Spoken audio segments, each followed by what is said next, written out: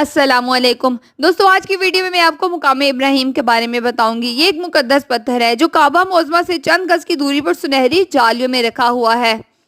یہ وہی پتھر ہے کہ جب حضرت ابراہیم علیہ السلام کعبہ مکرمہ کی تعمیر فرما رہے تھے تو جب دیواریں سر سے اونچی ہو گئیں تو اسی پتھر پر کھڑے ہو کر آپ نے کعبہ معظمہ کی دیواروں کو مکمل فرمایا۔ یہ آپ کا معجزہ تھا کہ یہ پتھر موم کی طرح نرم ہو گیا اور آپ کے دونوں مقدس قدموں کا اس پتھر پر بہت گہرا نشان پڑ گیا۔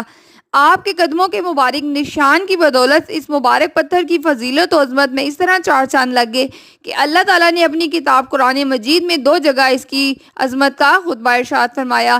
سورۃ آل عمران کی آیت نمبر 97 میں فرمایا، یعنی کعبہ مکرمہ میں خدا کی بہت سی روشن اور کھلی ہوئی نشانیاں ہیں۔ ان نشانیوں میں سے ایک بڑی نشانی مقام ابراہیم ہے۔ دوسری جگہ سورۃ بقرہ کی آیت نمبر 125 میں فرمایا، اور ابراہیم کے کھڑے ہونے کی جگہ کو نماز کا مقام بناؤ۔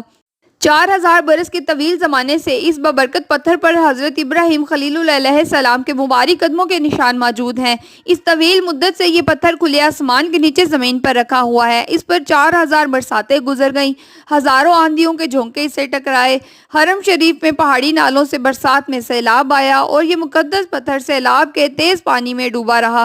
کروڑوں انسانوں کے اس پر ہاتھ پھیرے، مگر اس کے باوجود آج تک حضرت خلیل اللہ علیہ السلام کے جلیل القدر قدموں کے نشان موجود ہیں۔ ویڈیو اچھے لگے تو میرے چینل کو سبسکرائب کریں۔